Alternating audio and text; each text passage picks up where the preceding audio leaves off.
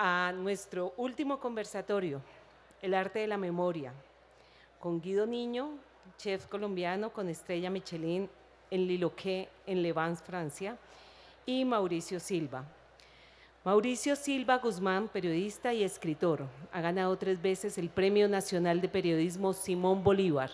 Tiene 35 años de ejercicio periodístico en diferentes medios de comunicación en Colombia.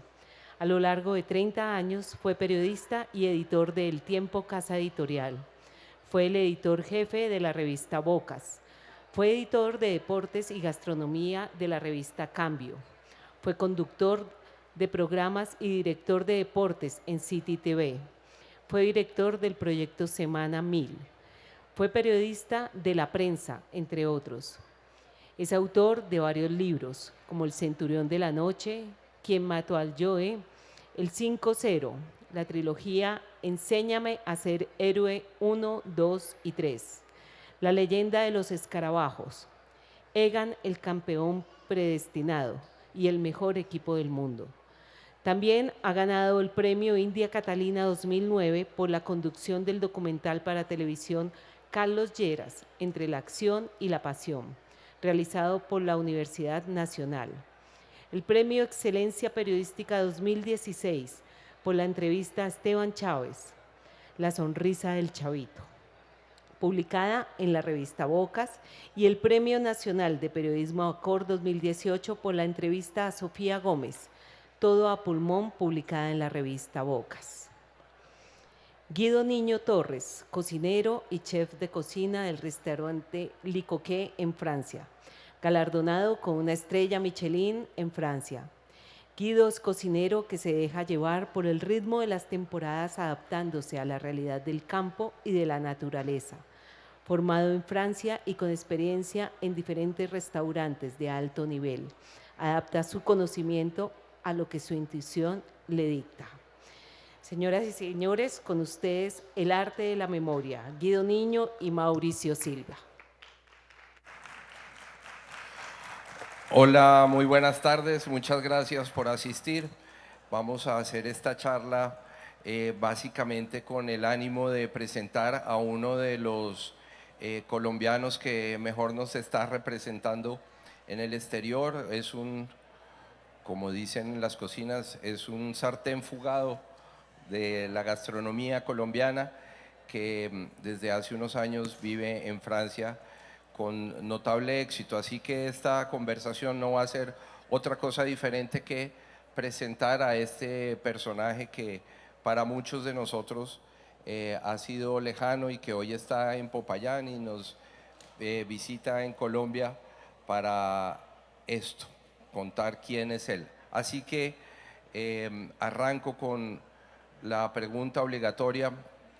Entendemos todos que Guido nació en Cali, pero no sé de dónde son sus papás y sabemos que esta es una historia que va a terminar basada en la memoria, así de que creo que es muy oportuno saber de dónde son sus papás y sus abuelas que fueron fundamentales en su historia.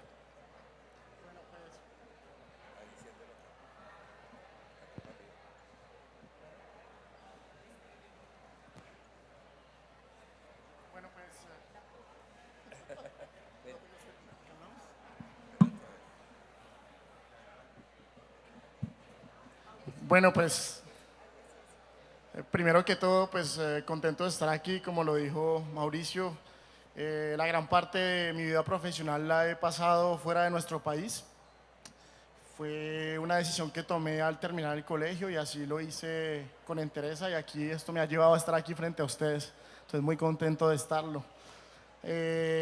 Mis abuelas, empecemos por ellas, porque hay que empezar por arriba y luego va bajando hasta uno. Entonces, mi abuela Julia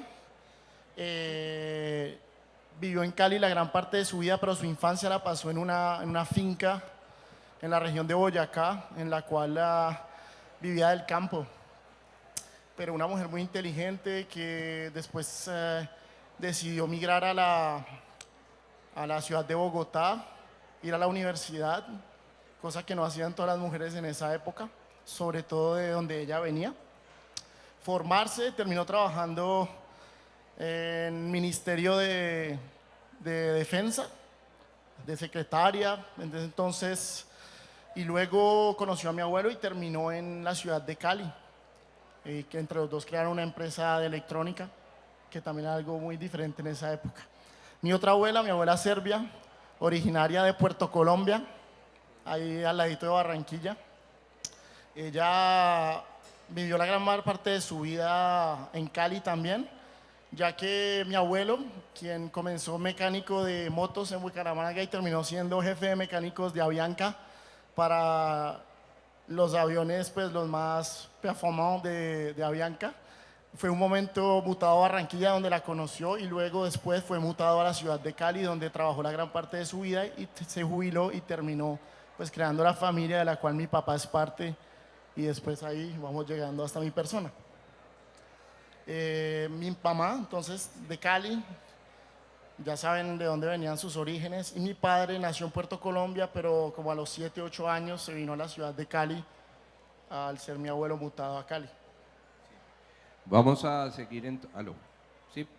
Vamos a seguir entonces en el ejercicio de memoria porque de eso se trata esta charla y porque básicamente su cocina es un ejercicio de memoria.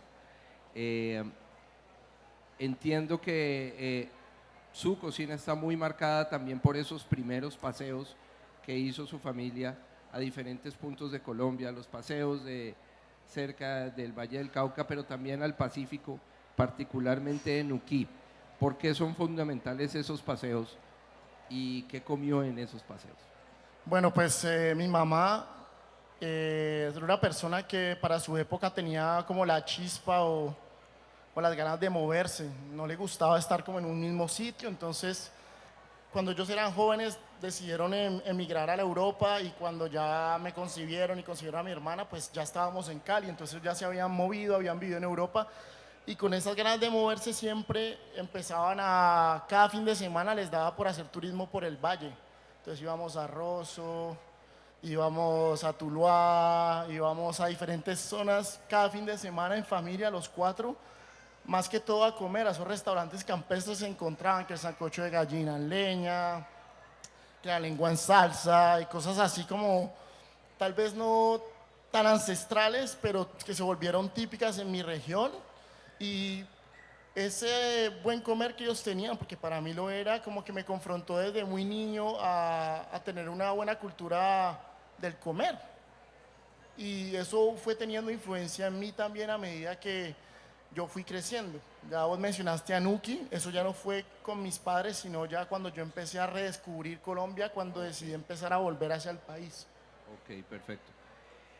Guido hizo parte de un intercambio cultural cuando era muy niño, pues de 11 años tengo entendido, y fue a Francia.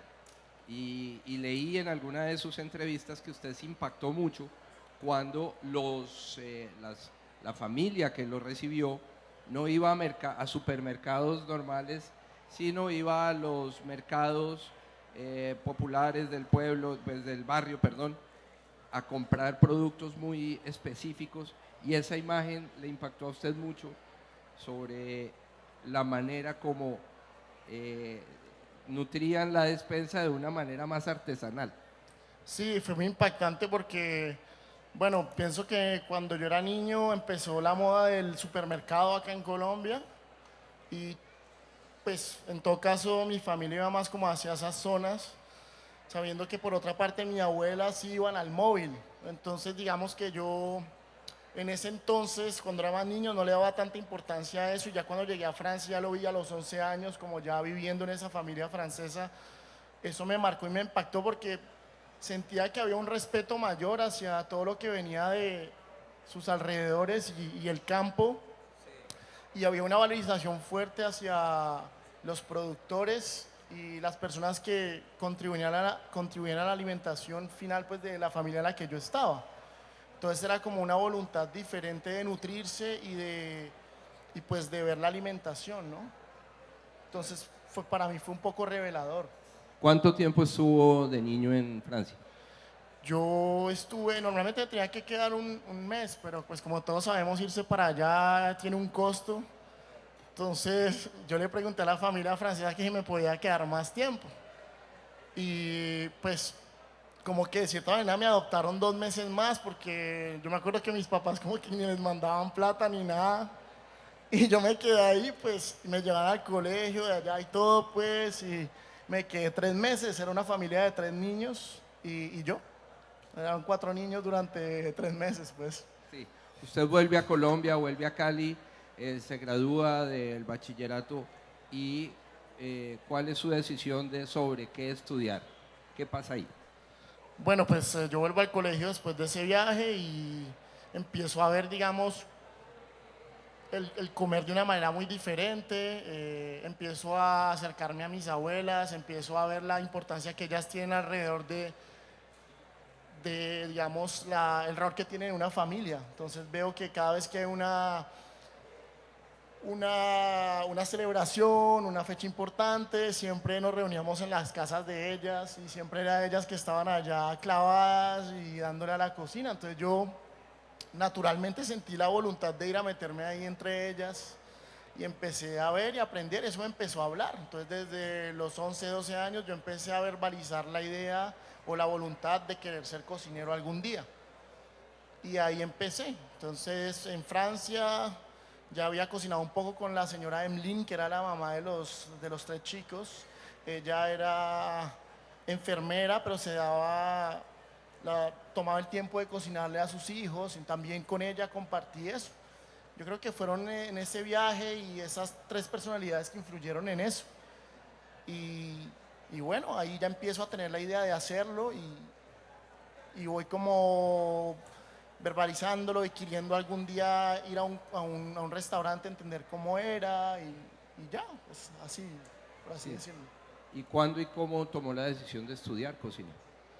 Pues la verdad la tomé a los 14, 15 años. Empecé a tocar las puertas de algunas escuelas gastronómicas de Cali, pero pues a los 14, 15 años en Colombia uno no puede estudiar eso, pues creo que en ese momento tenías que terminar el bachillerato para luego integrarlo, si no me equivoco. Entonces no pude hacerlo sino hasta que me gradué, pero como había tenido el privilegio y la suerte de estar en un liceo francés y que mis padres habían vivido en Europa, pues para mí fue como más, y el conflicto interno colombiano y todo lo que estábamos viviendo en ese momento, pues como que tomé la decisión un poco también influenciado por mis padres que vivieron en el extranjero, como ya lo mencioné, de irme a Francia y estudiar cocina en Francia. Entonces eso fue a mis 20 años.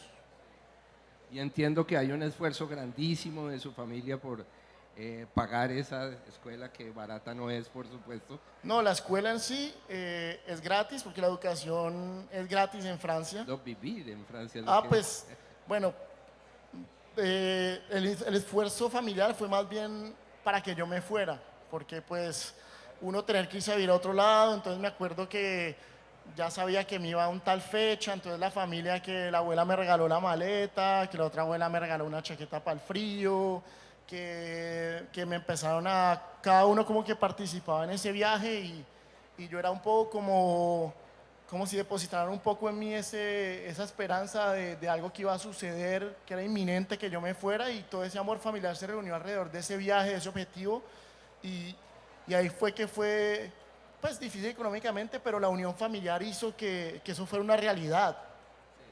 Ya yo llegando a Francia, la realidad es que yo les dije a mis papás en mi orgullo personal, no, denme lo que puedan que yo allá resuelvo. Yo siempre era una persona muy recursiva, pero ya al llegar allá, yo nunca me esperaba todas las cosas que me sucedieron y que me suceden aún. Entonces, esa ya es otra cosa. Guido fue domiciliario, jardinero, mesero, domiciliario de pizzas, ¿no? En Sí, Francia. uno de mis primeros trabajos estables era domiciliario de pizza en esa cadena que se llama Domino's.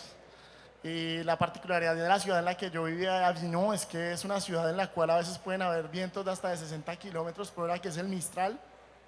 Entonces, para contarles, cuando nos tocaba llevar pizzas en invierno y que llovía y que estaba el Mistral soplando, ¿En bici? no, en moto. Eso uno era como jugar con su vida porque, bueno, allá los franceses manejan mejor que nosotros los colombianos, son más cívicos, por así decirlo, entonces no te tiran el carro y todo, pero igual uno se caía de vez en cuando y pues era algo en lo que yo nunca me hubiera imaginado haber hecho y pues digamos que también me dio una lección de vida. Sí, hasta que finalmente apareció la posibilidad de un restaurante de alta cocina donde pudo usted entrar. Primero, ¿cómo llega, cómo entra y cómo se da ese proceso? Bueno, antes de eso, tengo que uno de mis mejores amigos de Cali, que se llama Frederick, que lo agradezco siempre porque fue un poco el instigador de eso.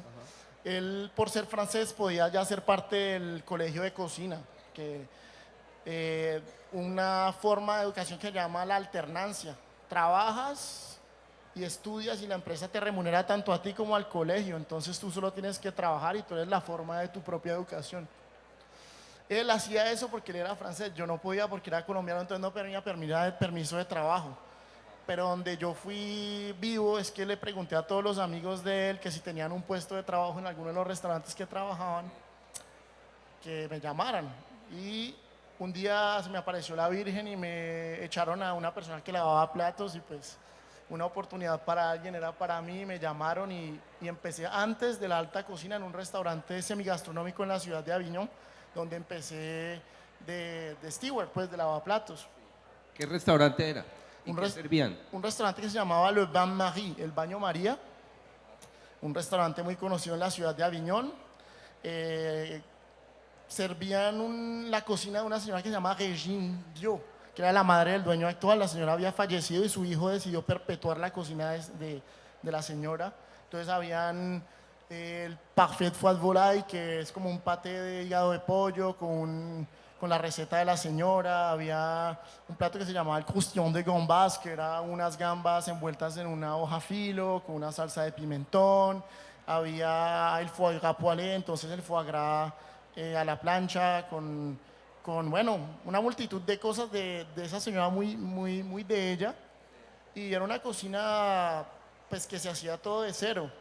Entonces era chévere y me enseñó mucho y en ese entonces el chef ahí era chileno, entonces pues por latinoamericanos, el sentir, pues como que vio que yo quería aprender y me enseñó mucho. Ahí estuve como un año y medio hasta que ahí pude entrar a la alta cocina. Sí, Porque mi amigo Frederick, que me había presentado a esta gente, él trabajaba en ese restaurante, en la Maison Bru. en la Maison Bru, que tenía una estrella Michelin en la parte de la Provence francesa, entonces no muy lejos de Marsella, cerca de Aviñón. Sí. Y este restaurante pues era un chef belga que tenía una estrella Michelin en Francia, había tenido antiguamente 2 estrellas en Francia y era una persona que era muy conocida tanto en su país como ahí en la región. Sí, pero ¿cómo fue el proceso? ¿Cómo entró allá? Pues el proceso es muy simple. Era una cocina muy dura y muy difícil y los franceses no querían trabajar con ellos. Y como mi amigo sabía pues que yo quería avanzar en la cocina y uno de colombiano se le mete a un tren cuando se va del país, pues me dijeron, marica, aquí los franceses no quieren trabajar con nosotros porque trabajamos 17, 18 horas al día o más. Y no sé si vos querés, yo pues la verdad, donde trabajaba bastante, el salario tampoco era como tan enorme y allá me estaba proponiendo un poquito más y sabía que iba a aprender más y iba a trabajar con uno de mis mejores amigos que tenía un puesto de su chef, entonces Esto también en Avillón. eso era en la Maison Bruxelles en Gallier, en la Provence. Acá. Entonces él me dice, venite, y con esas condiciones, pues yo dije, no, pues si voy a trabajar más, pues igual yo vine aquí a eso y si voy a aprender más, pues vamos. Y allá llegué. A la Maison Boy se hizo por un amigo que conocí en Colombia a los 4 o 5 años que finalmente trabajaba allá, que me abrió las puertas y allá fui a dar. Sí, ¿y cuál es el primer impacto que tiene de ver el proceso de un fine dining, de la alta cocina? ¿Cuál fue el primer golpe que usted tuvo como aprendiz? No, pues el primer golpe es que uno, pues siendo muy sincero, el primer golpe fue que yo llegué con una experiencia pues relativamente baja, con muchas ganas y pues digamos que es una empresa donde te tocaba asumir unas responsabilidades para las cuales tú no estabas preparado. Entonces fue como el choque de decir, bueno, estoy aquí, está esta inmensidad de trabajo, ¿cómo voy a lograr para hacerlo? Tal vez no tengo el conocimiento, pero igual lo voy a hacer lo mejor que pueda. Y pues sí, fue al principio como un poco de desconfianza, un poco como de sentirse uno no capaz, pero después, ¿Qué fue lo primero que lo pusieron a hacer? no, me pusieron el puesto frío, que en realidad es un puesto para fácilmente 3, 4 personas, y pues le tocaba a uno a solo, y le tocaba hacer días eternos, y pues habían 4 entradas bastante complejas en 3 menús de degustación diferentes, en los cuales cambiaban tanto el montaje, las porciones. Cuéntenos cuáles eran los platos. Bueno, pues fue pucha, hace tantos años. Había uno que era foie gras con atún rojo, con una garnitura de remolacha, de anguila ahumada. El primero era una caballa macerada con cítricos, aceite de oliva de por ahí, con un trabajo de limón, apio. El cuarto era unas gambas con una salsa hecha a base de tomate infusionada con especias asiáticas. Y el cuarto era girol, que es un champiñón amarillo, trabajado con aguacate y creo que pescado ahumado también. Guido es chef y propietario y socio, perdón, de Licoqué, que es un restaurante que también tiene estrella Michelin, y ese fue el siguiente paso. Usted dice que se le apareció la Virgen una vez, pero veo que son 3 veces. Pues pienso que varias veces, de hecho, porque aquí estamos hablando del lado profesional, pero ya la historia personal es otra. Yo llego a Licoqué después de haberme formado entonces en Maison Bouille, donde les mencioné, en la Provence francesa, donde ahí hice la alternancia entre trabajo y estudio. Luego por cosas de la vida me echaron del colegio de cocina porque pues era un poco un alumno difícil y me terminaron pues ¿Qué contratando ya significa fijo. un alumno difícil? Pues digamos que lo que a mí no me gustaba no lo hacía. Entonces era como que hago lo que me gusta con muchas ganas, pero lo que no me gusta y no me apasiona, pues no lo voy a hacer con tanto ímpetu. Y pues eso en la organización de un colegio, una universidad, pues no sirve, todos lo sabemos. ¿Y cuál fue la razón por la cual lo echaron? Porque, bueno, es una mezcla de cosas. Entonces no iba a las clases sobre pretexto que trabajaba mucho, lo que era cierto, entonces mantenía cansado. Pero entonces digamos que una cosa era la excusa de otro y a la final me convenía. Que los primeros días de la semana daban las clases que menos me gustaban, que eran gestión, derecho, economía, y yo era más como alguien de campo, de cocinar, pues de cocinar. Y era una formación generalista, entonces yo llegaba tan cansado porque en esta empresa del belga yo trabajaba también en invierno en Bélgica. Entonces yo hacía 2 semanas de trabajo en Bélgica y luego me mandaban en un tren después de haber trabajado durante 6 días. Llegaba a las 12 de la noche al sur de Francia, al otro día tenía que estar en clase a las 7 de la mañana. Entonces yo pues estaba cansado y decía, no, pues mañana duermo y no voy a esta clase que no me gusta. Y a raíz de ese comportamiento, que no es lo ideal, me echaron del colegio. Y pues gracias a que trabajaba bien y todo, pues mi chef me contrató ya. No, en la Maison Bouille. Pero bueno, no es lo ideal, no soy el mejor ejemplo para los alumnos gastronómicos, eso sí se los digo. Y ya, entonces ahí me terminé trabajando 1 año y medio y ahí ya creo que por la fuerza del trabajo, por las condiciones laborales, por todo lo que sucedía en esa empresa del belga, quise ir a otro lado. Entonces, como había trabajado en Bélgica, había conocido otros belgas que también trabajaban en Francia. Entonces yo empecé a ver lo que ellos hacían y les dije, ve, por allá no hay un puesto para mí, y resulta que hubo un problema, se les abrió una gente y se abrió un puesto y yo terminé allá en el pueblo en el que vivo ahora desde hace 10 años. Entonces ese restaurante se llama Licoqué, del cual, como lo mencionaste, soy chef y copropietario, Sí. pero en ese entonces yo llegué como cocinero de base, o sea, de línea. Ahí el primer año fue en 2015. Sí. Usted es socio de otro cocinero que a su vez el papá era el que era el dueño del restaurante, el que había ganado la estrella Michelin, y decide retirarse ya y proponerle a usted ser socio. Esa historia, porfa, cuéntela. Bueno, entonces yo empiezo a Con trabajar ahí en tildes. 2015.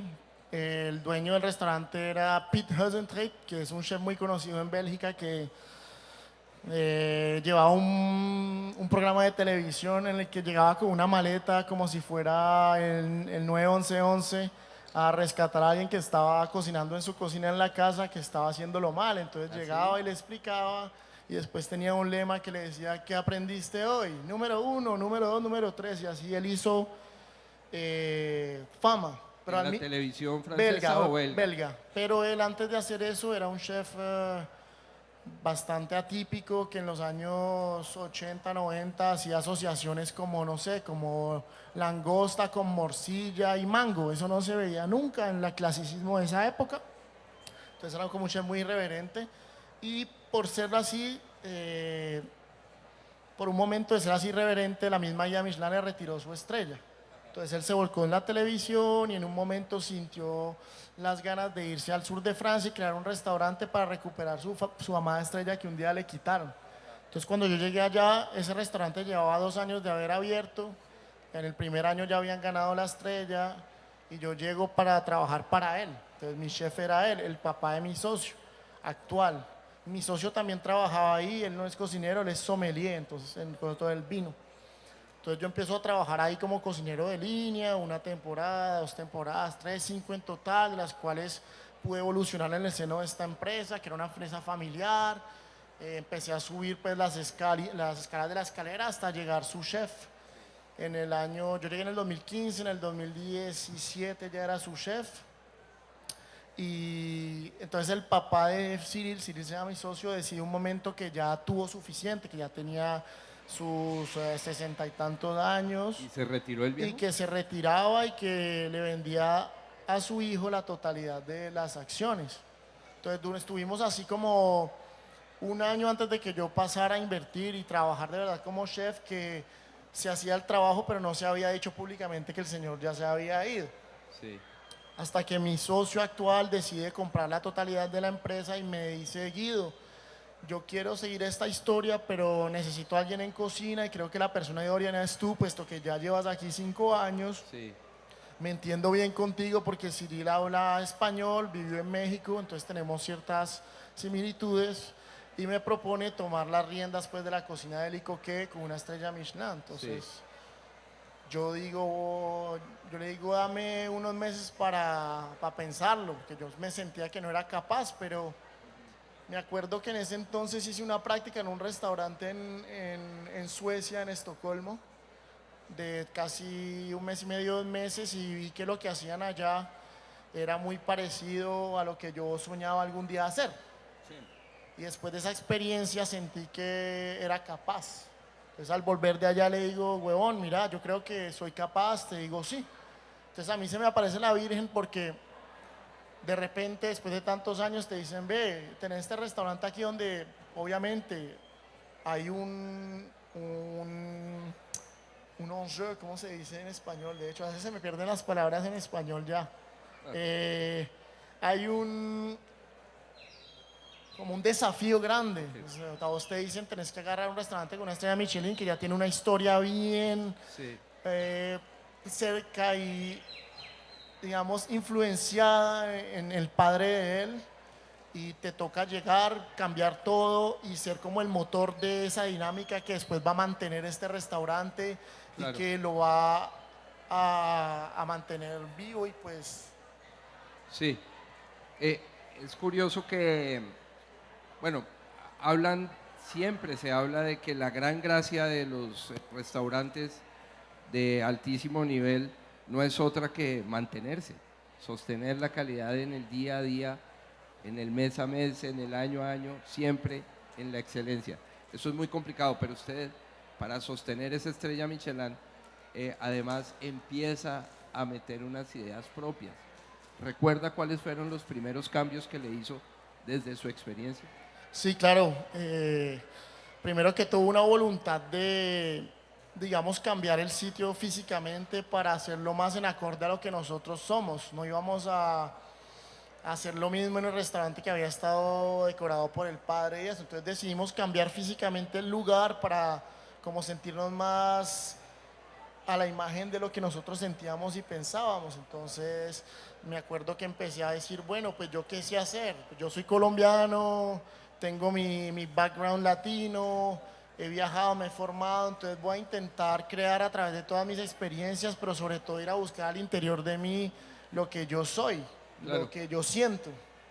Entonces mis cambios fueron empezar a como expresar lo que yo era a través del territorio local. Entonces ya trabajar solo con lo que pasaba alrededor del restaurante, identifiqué ciertas personas que trabajaban la tierra, que tenían ciertos productos, me fijé solo trabajar con ellos y eso influía mucho en mi manera de crear después. Claro. Entonces yo decía, bueno, tengo esto, esto y esto, ¿qué puedo crear? Entonces me acuerdo que el primer plato que creé, que lo creé en honor a mi madre, se llama Mi Corazón.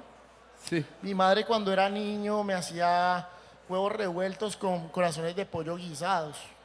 Entonces yo ahí dije, ¿este plato qué es? Entonces dije, pues es huevos, son corazones, un guiso. Y yo dije, ¿cómo voy a llevar esto a la alta cocina? Exacto. Entonces ahí ya entra mi experiencia y dije, bueno, pues los corazones los voy a cocinar de tal manera que queden rojitos, que no sean un caucho. Les voy a echar un chimichurri, una receta que creé muy similar a la que hacía mi mamá en la casa. Luego les daba asador, los cortaba al guiso, le di un toque de fermentación haciendo un kimchi, que es una técnica asiática, pero que me gustaba mucho, con producto local. Le eché unos crutones de pan, como las tostadas que mi mamá ponía con eso, y el huevo, en vez de hacerlo revuelto, hice una emulsión de huevo ahumada. Ok. Y eso fue como el primer plato que servía ya dentro de un menú de degustación, Sí. como un aperitivo. Sí. Ese se llamaba Corazón. Mi Corazón. Mi Corazón. Y había otros nombres, tradición, Sí, había uno. familia. Familia. Evidentemente usted estaba haciendo un ejercicio de memoria ahí. Claro, un Muy ejercicio de memoria porque le ponía títulos como a los platos, entonces habían los aperitivos, se llamaban familia, entonces era uno que tenía que ver siempre o con mi mamá y otro con mi abuela, o uno con mi abuela y otro con mi otra abuela, y dentro de esos parámetros yo creaba. Entonces, uno que se llamaba bofe de estadio, entonces vaya dígale a un francés, para ustedes el bofe de estadio. Entonces Del Pascual Guerrero. en el Pascual Guerrero. Entonces, ¿por qué? Porque cuando yo iba a ver al Deportivo Cali con mi mamá, en mi infancia éramos muy hinchas, salíamos y nos íbamos a comer bofe frito. Entonces yo creé un bofe que allá no se consume en el pulmón, pero yo dije, pues no se consume, pero lo van a consumir porque a mí me gusta, ese es mi restaurante y punto. Claro. Entonces, como tengo la costumbre de comprar el animal entero, entonces pues te llegan las vísceras y todo. Entonces empecé a hacer bofe de cabra, de chivo, de res, de cerdo, en un restaurante de una estrella Michelin, y al mismo tiempo contar la historia de ese momento del bofe de estadio. Entonces lo preparé de tal manera que fuera jugoso, que no fuera un rejo. Como te contaba ayer, lo apanaba con una costra de maíz, que es algo muy nuestro, y lo servía con una salsa ácida que funcionaba muy bien para el equilibrio entre el lado ferroso del bofe y la acidez y ligereza de esa salsa, por ejemplo. También la arepa de huevo que mi abuela hacía, como les dije anteriormente, mi abuela era de Puerto Colombia, entonces creé unas arepitas muy chiquitas a las cuales les echaba la mezcla de anís e hinojo que mi abuela les echaba. Y no era como la arepa de huevo que vos la echaste frita y le echaste el huevo, sino que como había que hacerlo de una manera rápida y pues con mucho más fineza y precisión, nos tocaba hacer como un falso ravioli, pochar un huevo de codorniz, meterlo adentro y luego freírlas, y por encima le echaba no un suero, sino que hacía como una crema agria salada, como un poco afrancesado, y le hacía como un chutney de tomate, como un hogado ligeramente dulce, agridulce. Y eso también lo hacía. Entonces la memoria me venía a través de esos platos y contaba un poco una historia de lo que yo era, de dónde venía, quién eran mis abuelas, y en el intitulado le ponía la arepa de huevo de la abuela Serbia, o el bofe de estadio, o también hice arepas de choclo. con maíz que encontraba allá y con queso de cabra y muchas otras cosas así pequeñas. Sí. ¿Cuál es la población de Leván, del Tre- pueblo donde está? 3.000 habitantes. 3.000 habitantes, vale. Son 3.000 habitantes. ¿Cuál es su clientela? No son los locales, evidentemente. ¿De dónde vienen? Pues depende de la temporada, ¿no? Ajá. Digamos que en verano pues van a venir personas que vienen del norte de Europa, que vendrían siendo Alemania, belgas, holandeses, alemanes, suizos, Ok. de Luxemburgo, a veces vienen ingleses, es más raro, pero a veces vienen italianos, españoles, Ok. pero también vienen franceses de diferentes ciudades, Sí. de Lyon, de Marsella, de Nîmes. Le hago esa pregunta porque me pregunto, ¿usted les cuenta el rollo de cada uno de los platos? ¿Les habla de, esta es una visión que tengo del Estadio Pascual Guerrero? Esta es Total. una arepa que hacía mi abuela en el Caribe, en un pueblito que se llama Puerto Colombia. ¿Usted cuenta el relato? Claro, ese se contaba una historia real, se cuenta una historia real en la cual se menciona a las personas, la influencia de ellos y por qué se hacía así y no asá. También formaba a mis meseros y para que contaran la historia con personalidad y que la contaran con ese ímpetu que yo se las contaba, porque para mí era como una parte de mi vida que estaba siendo servida y defendida. Entonces tuve la suerte de contar desde el tiempo que llevo de chef con personas que han sabido comunicar esa fuerza y ese peso pues sentimental que hay, como todas esas memorias, esos recuerdos que van ahí forjados. Me intriga saber cómo lo ven los locales. Pues los locales del pueblito, pues la verdad, uno es como un bicho raro y el restaurante también, porque pues hay un lado también un poco económico, que es una región que tal vez no tiene, es una de las 3 o 4 regiones menos pobladas de Francia, entonces pues el poder adquisitivo no es el más alto y ver a un chef colombiano que no es ni siquiera de ahí, pues que le está yendo bien, que está, pues no siempre es bien acogido, ¿eh? Dentro de eso también hay personas que a quien lo ven de un visto bueno, puesto que consideran que creamos trabajo, somos unos actores económicos importantes, pues porque mucha gente viene ahí, eso tiene un impacto en la economía local, los hoteles, los otros restaurantes también se benefician y todo, y pues bueno, entonces hay de los dos bandos, por así decirlo. ¿Cómo define su cocina? Pues mi cocina la defino como algo muy personal. La verdad, muy rara vez voy a comer a otros lugares para compararme o para ver lo que hacen.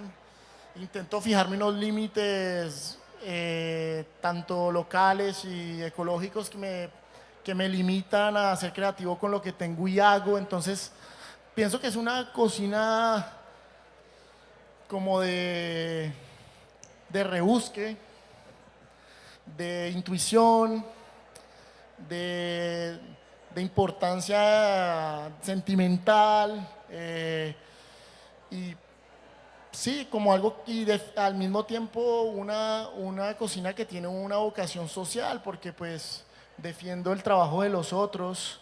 Ayer Sumito mencionaba que uno busca el trabajo del otro y lo pone lo valoriza también. Entonces voy a buscar las truchas que vienen a 30 kilómetros, a 30 minutos de ahí, voy a buscar las verduras que vienen entre 20 a 20 minutos a 1 hora de allí y intento ser como un actor local que pueda tener un impacto benéfico social, económico en la gran parte de las personas que tengan que ver con nuestro restaurante. Entonces, eso también es un ingrediente importante de la cocina que yo hago. Hablemos puntualmente de su local.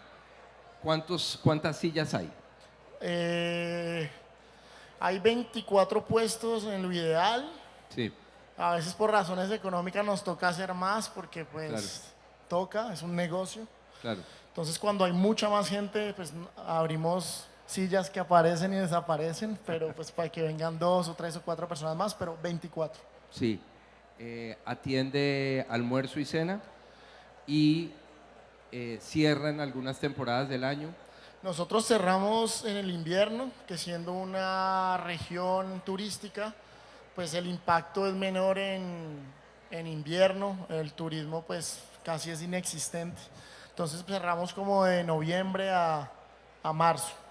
Y nosotros dependiendo del momento de la temporada, es decir, estamos abiertos 9 meses al año, del mes de marzo al mes de junio, vamos a abrir solo 4 días a la semana para dar suficiente descanso a nuestro personal. Trabajamos solo 7 servicios, es decir, todas las noches desde el miércoles hasta el sábado y los almuerzos del jueves al sábado. Y ya en temporada alta, como estamos bien descansados anteriormente, abrimos 5 de 7, 8 servicios, es decir, de lunes a viernes en la noche y miércoles, jueves y viernes al mediodía. Y yo, como me gusta trabajar más, pero más sobre todo porque quiero compartir al máximo la cocina que yo hago a las personas que no pueden pagarse el restaurante gastronómico, decidí abrir los sábados del verano desde hace 2 años un concepto que se llama el desorden. Entonces el desorden es usar los mismos productos del licoqué, del restaurante gastronómico, hacerlos de una manera mucho más democrática, a precio accesible. Los bocados empiezan a 5 euros y van hasta 20. Lo trabajo con las mismas ganas de compartir que lo haría en el restaurante gastronómico. Saco el asador de la cocina y lo pongo en medio de la pequeña terracita que tenemos. Sirvo solo en la terraza con unas sillas de jardín de mi socio Cyril. Pongo música toda, pura salsa y me visto con una pinta así como folclórica, como del Carnaval de Barranquilla. Y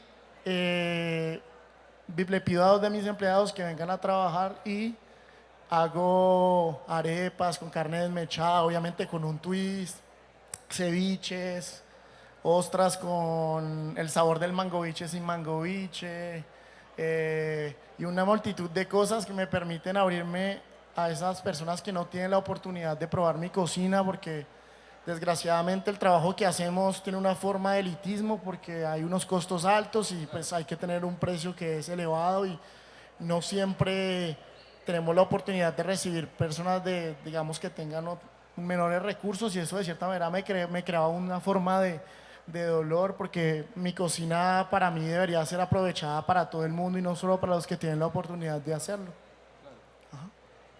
¿Usted sirve a la carta o solo menú de degustación? En el restaurante gastronómico solo menú de degustación, porque me parece que ¿De cuántos pasos, Guido? de 4 o de 7, Okay. con unos aperitivos, y lo hacemos por una voluntad de no gastar tanto materia prima, de reducir las horas de trabajo, Sí. de ser un poco más organizados en muchos aspectos que en los restaurantes anteriores donde yo trabajé pues no los tuvieron nunca en cuenta. ¿Cuánto vale el menú de 4 y cuánto vale el de 7? No, pues el de 4 cuesta 105 euros y el de 7 cuesta 169. ¿Con maridaje? Sin. Sin maridaje. Con maridaje tendrían 135 o 210. Sí. ¿A dónde quiere llevar su cocina y a dónde quiere llevar el restaurante? Pues mi cocina la quiero llevar a que pueda ser accesible a la gran mayoría de personas. No sé de qué manera lo voy a hacer. El restaurante lo quiero llevar, pues no tengo el sueño de tener 3 estrellas y de perseguir eso de ser como un chef 3 estrellas de la guía. Si me cae encima haciendo lo que a mí me parece justo y necesario, me llegará. Si no llega, pues no llega, pero la idea es seguir empujando dentro de esa filosofía que me he creado, dentro de esa voluntad de trabajar con la gente que está cerca, de defender un territorio que no es el mío, pero que me permite ganar mi pan a diario, de darle visibilidad a la gente que trabaja conmigo, a mis cocineros, a mis colaboradores, de cada día poder permitirles de avanzar en su vida, tanto económicamente como enseñarles a través de lo que yo siento y creo. Y eso es lo que quiero hacer, crear un sitio que sea reconocido por todo eso que engloba y no solo por el buen comer, y que la gente que venga a descubrir una personalidad, una historia de un país, darle visibilidad a Colombia a través de eso, porque pues me considero de cierta manera un embajador a través de la creación y todas las influencias colombianas que mi cocina tiene, hacer descubrir ciertos productos también que llevo en mis viajes, como es el tucupí, las hormigas. Cada vez que vengo me llevo un poquito de mi país para hacerlo descubrir allá, incluido y confrontado pues a los productos franceses. Sí, todo eso. Preguntas finales. ¿Qué significa licoqué? Bueno, licoqué no tiene nada que ver conmigo, pero guardamos el nombre porque nos parecía algo, una forma de respeto a lo que ya se había creado. Licoqué es suajili. Suajili es una lengua de las tribus africanas. Licoqué quiere decir un pez, es el nombre que le daban un pez los habitantes del Congo a un pez que era muy astuto y que no podían pescar, era muy duro de pescar. Y ese apodo se lo habían atribuido al abuelo de mi socio que llegó al Congo en un momento sin una y a través de trabajo logró crear una granja de producción de café, una finca. Ok. Alguna vez entrevisté yo a Máximo Bottura, un grande de la cocina mundial, y le pregunté sobre cuál era su ingrediente especial, particular y favorito, y me respondió la cultura. En su caso, veo que el ingrediente más importante para ustedes es la memoria, el de dónde viene. ¿Es por ahí? Pues siento que tiene un valor muy importante la memoria, pero para mí más que todo es, diría familia, porque yo soy el resultado de dos familias que se unieron y que dejaron en mí algo. Entonces a través de la cocina yo comparto ese amor familiar y todo lo que me dieron, y es como un poco mi fuerza, mi energía. Bien, muchas gracias. Les pido por favor un aplauso bien grande para Guido.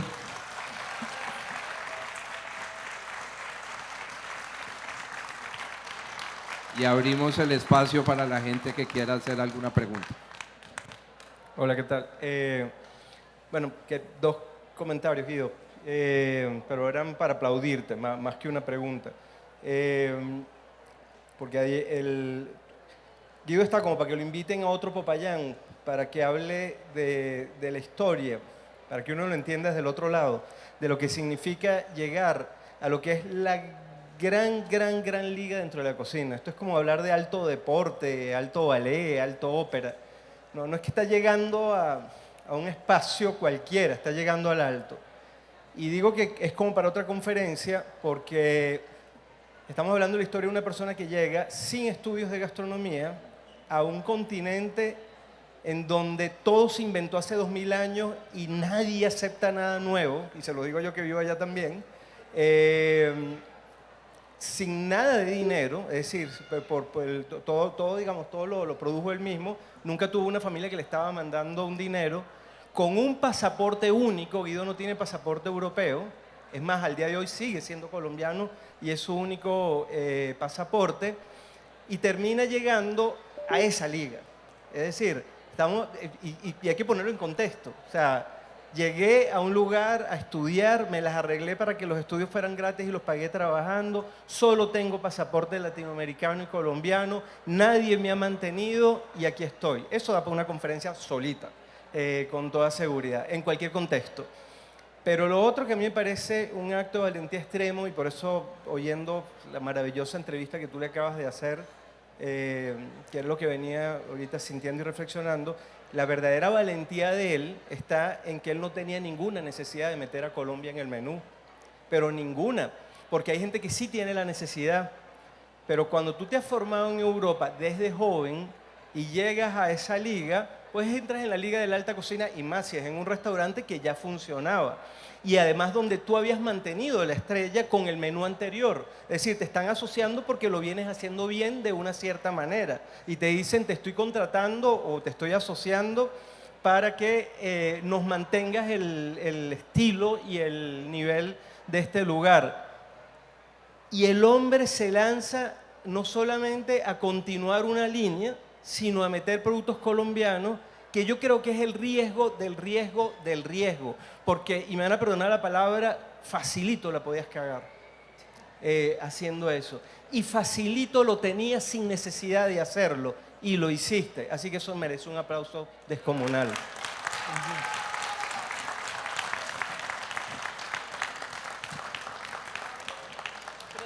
¿Preguntas? Yo tengo una pregunta más antes de que se me quedó en el tintero. Y es, hoy te viniste a Colombia en estos días y antes de venirte, ¿cómo quedó el menú? ¿Cuál es el menú hoy? No sé si los 7, pero puedes decir 4 pasos. Bueno, pues el día anterior y la noche anterior antes de venirme me tocó cambiar 4 platos. Entonces empecé a las 8 de la mañana con mi subchef Miguel, que es de origen venezolano, con quien trabajo hace 4 años. Los saludos donde me vea, si me escucha. Muy agradecido. Y el menú empezaba con un ceviche, que siempre hay un ceviche de primera entrada. Es un ceviche de trucha que voy yo mismo a recuperar una vez por semana y que las voy a matar con una técnica japonesa para que sea menos sufrimiento y que sea mejor calidad. Las traigo, las tratamos, las maduramos. En este momento está con un hinojo confitado con jugo de naranja. Tiene toronja, tiene naranja, tiene una reducción de naranja. Le echamos un poco de mezcal y con eso hacemos la leche de tigre. Y después tenemos un coliflor que voy a cocinar con sus propios jugos, es decir, lo curo, le echo sal, pimienta y luego le voy a echar castaña seca, le voy a echar nueces, voy a hacer una crema de coliflor con aceite de nuez y lo voy a acompañar con una salsa de pato que voy a ligar con un falso chocolate. En Licoqué no usamos el chocolate porque es un producto que viene de lejos y a través de un proceso de reducción de leche de cabra he logrado emular el sabor caramelizado y un poco tostado del chocolate. Entonces hago una salsa ligada en ese falso chocolate y funciona muy bien. Luego tenemos una zanahoria con una salsa a base de tomillo limón, con una crema de zanahoria al aceite de pistacho, una zanahoria que es cocinada con vinagre y después la llevamos a la parrilla y otra que es cocinada con aromáticos al horno y después la vamos a enrollar en un condimento de hoja de zanahoria, estragón y pistacho cortado. Luego viene el atún con berenjena, con una papa confitada en caldo de crustáceos y pastis.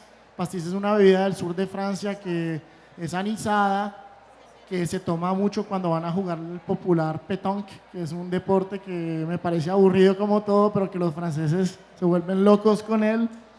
Y un atún sellado con un aceite de colza. El colza es una flor con un grano y se asemeja mucho al sésamo, entonces eso lo uso para reemplazar el sésamo que no tenemos en Francia, con una salsa bisque de crustáceos con limón negro que hacemos en el restaurante y una mayonesa de limón confitado salado. Y para terminar, la res madurada. Cada año voy y compro una res viva directamente donde el productor, él me dice cuál es la mejor, me habla de su animal, decidimos con los dos cuál es la mejor, la vamos a hacer sacrificar, nos la van a madurar durante 3-4 meses y la voy a usar siempre en los meses de julio y agosto donde tengo más influencia de clientes para poder pasar un animal que va a pesar a 800-900 kilos de carne.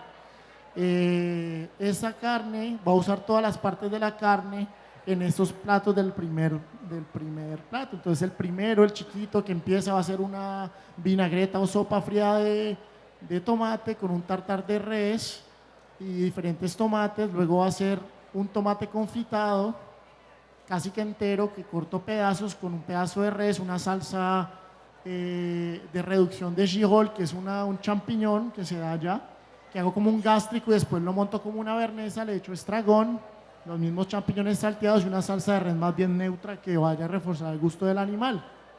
En tercero hago un sorbete de tomate verde con un aceite de albahaca. Luego vamos por el queso, que es un queso madurado durante 14 meses de oveja, con la Cartagena, que es una bebida alcohólica, que es un vino mutado, hecho a base de jugo de uva fermentado que se corta con alcohol, con nueces y con una confitura de champiñón shiitake y un polvo de granos.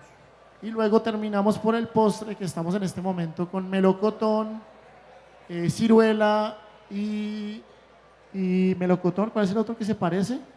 Albaricoque, con una vinagreta de ciruela, vinagre de flor de lavanda y una crema de albaricoque con una gelée de albaricoque.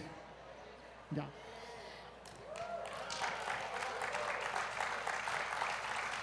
Con este conversatorio terminamos la jornada académica del 22º Congreso Gastronómico de Popayán. Antes de irnos, un gran aplauso para Guido Niño, colombiano con estrella Michelin, la gran estrella que todos los chefs de todos los restaurantes quisieran tener. Que sea la primera de muchas visitas, Guido, aquí al Congreso Gastronómico. Esta es tu casa. Siempre, siempre invitado, como dice nuestro gran amigo Sumito Esteves, que vengas y nos cuentes esa otra historia, esa otra parte que es también muy linda, de cómo llegaste y cómo lo sufriste para llegar. Entonces, queremos también volver a tener a Guido Niño con esa calidez, ese ser humano y sobre todo esa tranquilidad que tú nos das y transmites y que se lo has transmitido, espero que a muchos de los jóvenes chefs que están acá y estudian cocina, y sobre todo la humildad. No cambies, sigue con esa humildad, que la gente humilde llega muy alto. Muchas gracias, gracias a todos ustedes. El próximo año seguiremos aquí, las jornadas académicas. Y a Mauricio, por favor, el próximo año, no el último día, el primer día tenerte aquí, que nos ayudes, que nos colabores y que sigas aportando a la gastronomía. A todos ustedes, muchas gracias y sigan disfrutando esta tarde del Congreso Gastronómico.